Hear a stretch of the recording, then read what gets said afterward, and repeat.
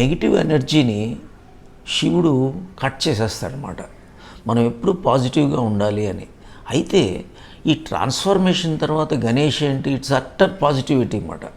మనకి లైఫ్ స్టైల్లో ఎలా ఉండాలి అనే నేర్పేది గణేష్ ఫిలాసఫీ, గణేష్ ఉపాసన. ఎలకని చూపిస్తారు చూడండి, అంత పెద్ద వాహనం ఏవేవో పెట్టుకోవచ్చు. ఎలక అంటే ఏంటంటే అన్నిటినీ చింపేస్తుంటుంది, అనాలిసిస్ చేస్తుంటుంది, తీసేస్తుంటుంది, కొరికేస్తుంటుంది. సో ఎలక అనేది ఏంటంటే దీనికి సింబాలిక్గా మన మైండ్ అనేది విషయం అన్నమాట. ఆ మైండ్ మీద కూర్చునేది ఎందుకంటే ఈజ్ లార్డ్ ఆఫ్ విజ్డమ్.